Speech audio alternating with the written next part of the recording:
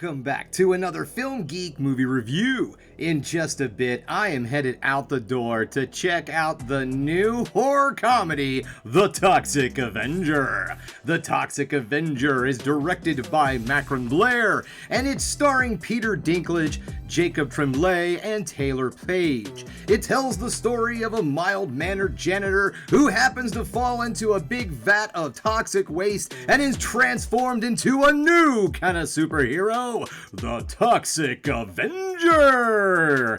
This movie is based off of, or I guess it's a remake of I think it was 1984, the 1984 Troma classic, The Toxic Avenger. I'm not a massive Troma fan, to be perfectly honest. There are some things that I do like about Troma, and one of the things I do like is The Toxic Avenger. I loved these movies. I first became aware of these films back in the day on USA Up All Night with Gilbert Godfrey, and Rhonda something. If you can help me here, please put it down in the comments. But anyways, guys, this is the new modern remake that has been in studio distribution hell for I think 3 or 4 years now. This movie has been floating around just waiting for a distributor, and finally we got one, and The Toxic Avenger is being released in theaters. So you know what, folks, it's enough of me sitting here jibber-jabbering on. It is time for me to say goodbye to my faithful movie companion Haku, because I need to go see The Toxic Avenger.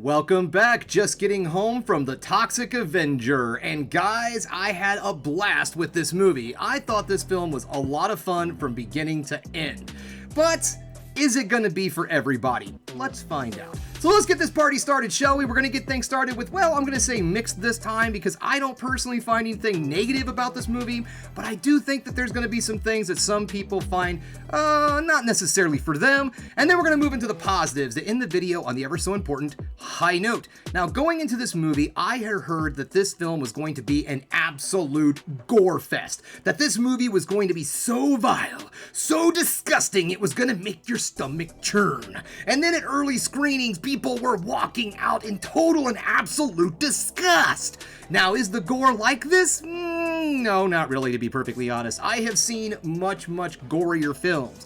In a world where the Terrifier films, the Hostel series, movies like that, Saw and all, this film comes in as more of a cartoony silliness type of gore, not necessarily a hardcore horror, scare the pants off you kind of gore. Everything is kind of played for laughs in this movie. There is some really good practical effects used, but then they also use some CGI effects, also some CGI blood, and some other type effects too, which honestly doesn't look 100% great mixed in with the physical, the more realistic, grounded practical effects. But in this type of case, it actually adds to the cartooniness and the silliness of this movie. This film is also extremely campy. This is a parody film. If you're going into this movie expecting a hardcore horror comedy or just a hardcore horror film with scares and thrills and frills, you're not going to really find it in this movie. There really isn't anything at any point in time that I would say is necessarily scary about this movie. It does play the comedy very high in this, and generally speaking, when I go into a horror comedy, I do like a nice 50-50 blend. I want to get some scares, I want to get some laughs, I want to walk away with a whole range of emotions. But in this case, in all honesty, because of the fact this is a remake of such a silly camp fest as The Toxic Avenger, I don't know what other kind of tone you're going to have with this movie. There's no reason to take this movie seriously, and every everyone that's in this film has an absolute blast in this movie also.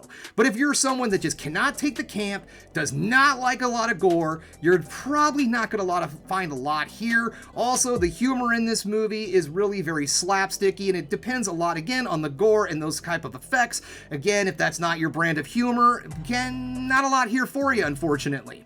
This is definitely a niche film. I think horror community folk are going to absolutely love this movie. They're going to enjoy it. There's a lot of shout outs to the original film, but if you're somebody who does not like this type of stuff whatsoever, you need your films to have a little bit more horror and a lot less comedy and a lot less slapstick silliness, this might not necessarily be your cup of tea. But if that sounds like something that you really enjoy, stick around, guys, because we're moving into the positives. The first thing I want to talk about is the cast in this film. Now, Peter Dinklage is the voice of the Toxic Avenger. He doesn't necessarily play the monster form. He plays him before he gets transformed, and then he just voices over. And this is similar to the first movie, except this time around, they do a much better job of matching up the voice actor with the person on screen. In the original film, they didn't even really show Toxie's face a whole lot, or whenever he was supposed to be talking, he was always like off camera, like the camera would start here and go down, and then you would just hear this like discombobulated voice like, "I really want to try to save the day, guys."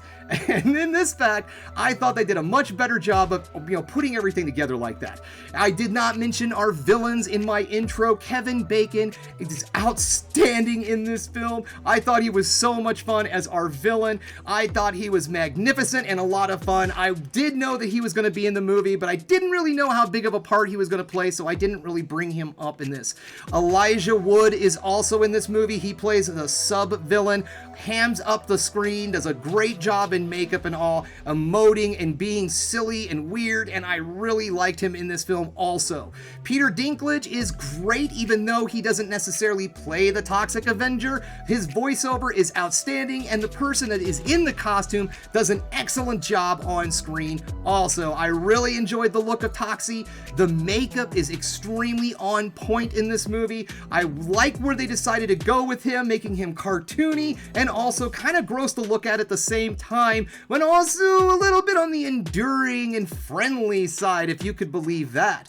There are some great moments in this film too that are shout outs to the original. There's a moment where people are really angry about the changing of a logo and a mascot at a local restaurant. No, I am not talking about current events. This is part of the movie, and it's actually kind of a recreated scene from the first film where Toxie goes into a fast food restaurant and defeats a bunch of people trying to rob the place. Or maybe they were trying to take people hostage like in this film. I honestly don't remember the details, but I will tell you one thing about that scene. There was no puppet dogs harmed in the filming of that scene. There was no animal harm whatsoever, and I know there was some things about that in the original film that were kind of a turn-off to people, but there was none of that in this movie whatsoever. Everyone who gets it in this film kind of deserves it.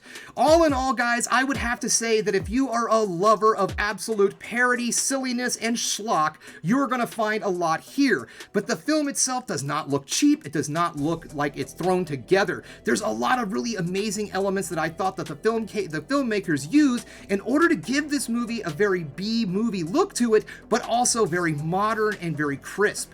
For instance, I love the filming technique they used in this movie. The color palette makes this movie look like it's filmed on actual solid film, but I am 100% sure that this was filmed digitally. So they used something, a filter or something like that over this to make everything look a little bit dirty and dingy, and I thought that it really brought that whole found it in a video store kind of element to this movie. I thought that was a nice little touch. All in all, in my opinion, if you are a fan of the original Troma films, this is a must-see. Get out there in theaters, support this film, because honestly, guys, we don't get movies like this very often, and when people are sitting around complaining about how there's no real thought, even though this is a remake, there's no real creativity or anything different or unusual being released in Hollywood, then you've got something like this that pops up that, yes, it might be a remake, but it's bringing back something from the past that we just haven't seen in a long time.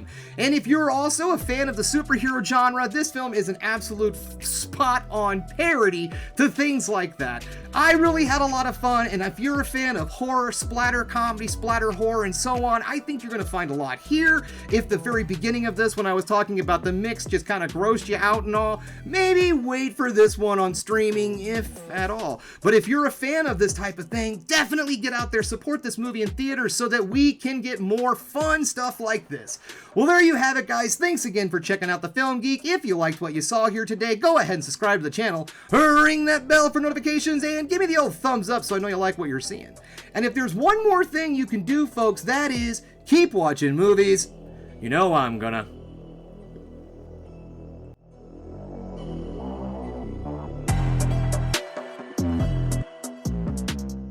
Hey, thanks for sticking around. Much like you should stick around for the credits of the Toxic Avenger.